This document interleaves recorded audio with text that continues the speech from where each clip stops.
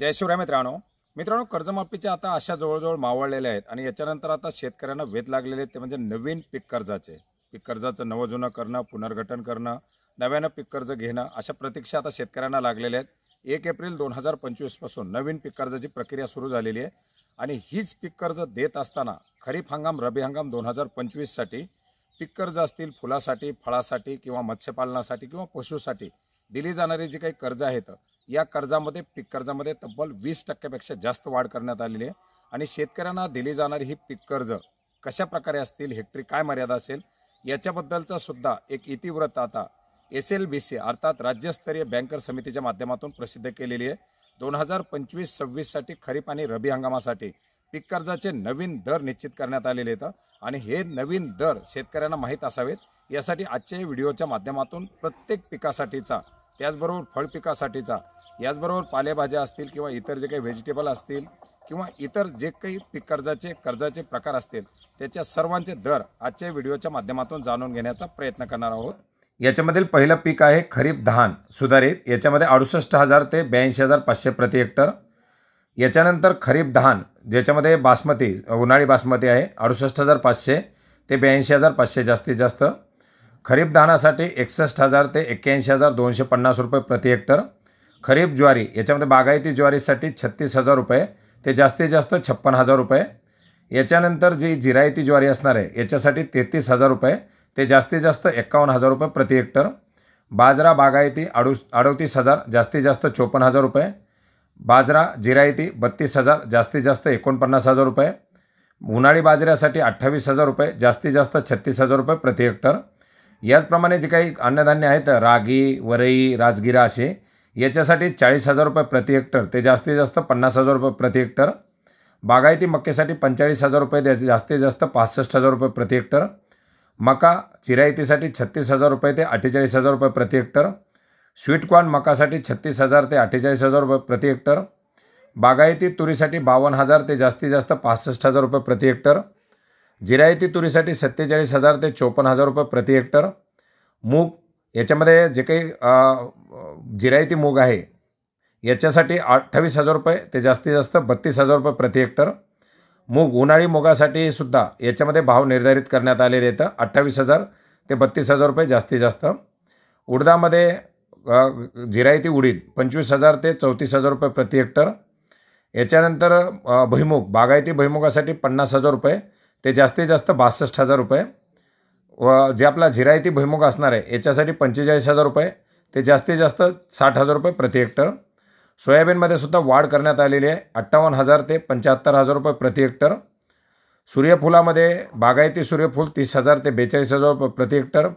जिरायती सूर्यफुलासाठी 27,000 ते 40,000 रुपये प्रति हेक्टर। सिसमसाठी 27,000 ते 36,000 रुपये प्रति हेक्टर। लिनन सीडसाठी 27,000 ते 36,000 रुपये प्रति हेक्टर। याच्यानंतर जे बागायती कापूस असणार आहे याच्यासाठी 65,000 ते 85,000 रुपये प्रति हेक्टर। याच्यामध्ये जिरायती कापूससाठी 60,000 रुपये ते 75,000 रुपये प्रति हेक्टर। आता याच्यामध्ये हाय डेन्सिटी प्लॅन्टिंग सिस्टम जो नवीन SDPS कापूस आलेला आहे याच्या मात्र घरघोस वाढ करण्यात आलेली आहे, साधारणपणे 25 ते 30% वाढ याची देण्यात आलेली आहे आणि या SDPS कापसासाठी 92,000 रुपये प्रति हेक्टर एवढा दर निश्चित करण्यात आलेला आहे। याच्यानंतर ऊसामध्ये सुद्धा मोठी वाढ करण्यात आलेली आहे। आडसाली ऊसासाठी 1,65,000 ते 1,80,000 रुपये। याच्यानंतर प्री सीझन शुगर केनसाठी 1,45,000 रुपये ते 1,70,000 पूर्व हंगामी ऊसासाठी। ऊस सुरूसाठी 1,45,000 ते 1,70,000 रुपये प्रति हेक्टर आणि राटून जे ऊस आहे याच्यासाठी 1,25,000 ते 1,60,000 रुपये अशा प्रकारचे ऊसाचे देखील मोठ्या प्रमाणात दर वाढ करण्यात आलेले आहेत। याच्यामध्ये रबी आणि उन्हाळी जी पिकं आहेत त्याच्यामध्ये ज्वारी बागायती 36,000 ते 54,000, जिरायती ज्वारी 36,000 ते 54,000, बागायती गहू 45,000 ते 60,000। याच्यानंतर मूग 45,000 ते 60,000, जिरायती मूग 36,000 ते 46,000, सूर्यफुलासाठी 27,000 ते 43,000 अशा प्रकारचा हा दर निश्चित करण्यात आलेला आहे। याच्यानंतर दुसरी जी काही महत्त्वाची अशी पिकं आहेत जी व्हेजिटेबल क्रॉप आहेत याच्यामध्ये मिरचीसाठी 85,000 ते 1,20,000 रुपये, टोमॅटोसाठी 96,000 ते 1,35,000 रुपये। याच्यानंतर खरीपाचा जो कांदा आहे या खरीपाच्या कांद्यासाठी 68,000 ते 1,00,000 रुपये. रबीच्या कांद्यासाठी उन्हाळी कांद्यासाठी 90,000 ते 1,20,000 रुपये. बटाट्यासाठी 85,000 ते 1,10,000 रुपये. हळदीला देखील मोठ्या प्रमाणात वाढ करण्यात आलेली आहे. हळदीला 1,30,000 ते 1,70,000 रुपये एवढे दर निश्चित करण्यात आलेले आहेत. अद्रक 1,10,000 ते 1,60,000 रुपये. कोबीसाठी 45,000 ते 60,000 रुपये आणि लसणासाठी 72,000 ते 80,000 रुपये अशा प्रकारचे हेक्टरी दर हे नवीन पीक कर्जासाठी निश्चित करण्यात आलेले आहेत. फुलवर्गीय जे पिकं आहेत याच्यामध्ये आस्टरसाठी 50,000 ते 60,000, याच्यानंतर झेंडूसाठी 50,000 ते 60,000, गुलाबासाठी 50,000 ते 60,000, जॅस्मिनसाठी 50,000 ते 60,000, मोगरा 50,000 ते 60,000 आणि निशिगंधा 50,000 ते 90,000 अशा प्रकारे हे पीक कर्जाचे दर फुलांसाठी निश्चित करण्यात आलेले आहेत. आता फळबागामध्ये द्राक्षाची मोठी वाढ करण्यात आलेली आहे. 3,75,000पासून 5,00,000 रुपये हेक्टरपर्यंत दर करण्यात आलेले आहेत.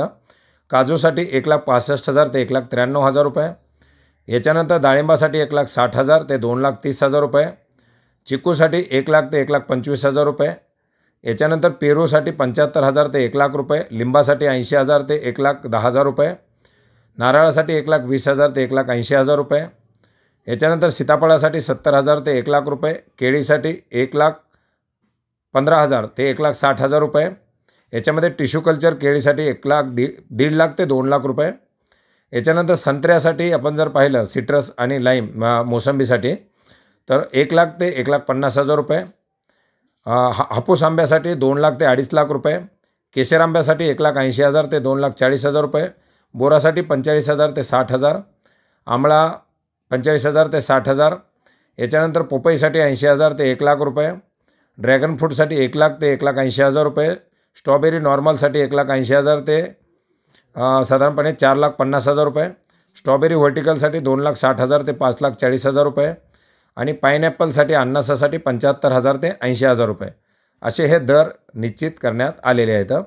याच्यानंतर जनावरांचं जे काही चारा आहे याच्यामध्ये गजराज जे धान आहे घास आहे याच्यासाठी 40,000 ते 63,000. गार्लिक घास लसूण गवत जे आहे त्याच्यासाठी 60,00,000 ते 85,000. शहिमा ग्राससाठी 55,000 ते 75,000. मका ग्रीन ग्राससाठी 40,000 ते 50,000. बाजरा ग्रीन ग्राससाठी 20,000 ते 25,000. ज्वार ग्रीन ग्राससाठी 25,000 ते 40,000 आणि नायपर ग्राससाठी 42,000 ते 50,000. याच्यानंतर इतर जे काही पिकं आहेत याच्यामध्ये सिल्क मलबेरी याच्यासाठी 1,40,000 ते 1,85,000. सिल्क वामसाठी 1,40,000 ते 1,85,000. लॅक फार्मिंगसाठी 85,000 ते 1,00,000 रुपये. याच्यानंतर मधाचे जे काही बॉक्स आहेत 10 बॉक्सच्या याच्यासाठी 90,000 ते 1,00,000 रुपये अशा प्रकारे दर निश्चित करण्यात आलेले आहेत. पानमळ्यासाठी हेक्टरी 75,000 ते 1,00,000 रुपये असा हा दर निश्चित करण्यात आलेला आहे. याचप्रमाणे पशुसाठीचं जे काही पीक कर्ज दिले जातात याच्यामध्ये 1 युनिट गाईसाठी 15,000 ते जास्तीत जास्त 35,200. म्हशीसाठी 15,000 ते 41,800. शेळी मेंढी पालनसाठी 10+1चा जो युनिट आहे याच्यासाठी 14,000 जास्तीत जास्त 38,500. कुक्कुटपालनासाठी 100 पक्षासाठी बॉयलर 6,300 ते 35,000. लेअरसाठी 6,300 ते 51,700 आणि गावठी कोंबड्यांसाठी 7,400 ते 51,500 असे 100 युनिटसाठीचे दर निश्चित करण्यात आलेले आहेत. याचबरोबर मत्स्यपालनामध्ये प्रति हेक्टर जे काही मत्स्यपालन असेल याच्यासाठी 3,00,000 ते 5,00,000 रुपये. नदी तलावामध्ये छोट्या नावेच्या सहाय्याने मत्स्यपालन 50,000 ते 80,000 रुपये. याच्यानंतर निम्न खारे पाण्यातील मत्स्यपालनासाठी प्रति हेक्टर 3,00,000 ते 5,00,000 रुपये. कोळंबी संवर्धनासाठी 3,00,000 ते 5,00,000 रुपये. ट्रॉलर मच्छीमार नौकासाठी 3,00,000 ते 5,00,000 रुपये. पर्शियन मच्छीमार नौकासाठी 3,00,000 ते 5,00,000 रुपये. ग्रीन नेटर मच्छी नौकासाठी सुद्धा 3,00,000 ते 5,00,000 रुपये. बिगर यांत्रिकी मच्छीमार नौकासाठी 80,000 ते 90,000 रुपये. यांत्रिकी मच्छीमार नौकासाठी 1,50,000 ते 2,00,000 रुपये. शोभिवंत मत्स्यपालन 3,00,000 भांडवली किंमतसाठी 1,00,000 ते 1,50,000 रुपये. शोभिवंत मत्स्यपालन 8,00,000 भांडवली किंमतसाठी 1,50,000 ते 1,65,000. शोभिवंत मत्स्यपालन 25,00,000 भांडवली खर्चासाठी 3.5 ते 5,00,000 रुपये. गोड्या पाण्यातील मत्स्यपालन 2,00,000 ते 3,00,000 रुपये आणि पिंजरा पद्धतीनं मत्स्यपालन याच्यामध्ये प्रति पिंजरा 50,000 ते 60,000 रुपये या मर्यादेमध्ये हे पीक कर्ज दिले जाणार आहे. तर मित्रांनो अशा प्रकारे खरीप हंगाम रब्बी हंगाम 2025-26 साठी हे पीक कर्जाचे दर निश्चित करण्यात आलेले आहेत. याला SLBCनं मंजुरी दिलेली आहे. मित्रांनो हे दर निश्चित करत असताना जिल्हास्तरीय जी काही बँकर समिती असते त्याच्या माध्यमातून रेकमेंडेशन दिलेले असतात, ते दर निश्चित करण्यासाठीचा एक ठराव दिलेला असतो आणि त्याच बेसवरती राज्यस्तरीय बँकर समितीच्या माध्यमातून हे दर निश्चित केलेले असतात आणि अशा प्रकारचे आता हे दर निश्चित करण्यात आलेले आहेत, ते प्रत्येक बँकांना या ठिकाणी देण्यात आलेले आहेत आणि याच कमीत कमी आणि जास्तीत जास्तच्या मर्यादेमध्ये शेतकऱ्यांना आता ही पीक कर्ज उपलब्ध करून दिली जातील. मित्रांनो, अतिशय महत्त्वाची अशी माहिती होती जी आपण या व्हिडिओच्या माध्यमातून जाणून घेण्याचा प्रयत्न केलेला आहे. भेटूयात नवीन माहितीसह, नवीन अपडेटसह. धन्यवाद.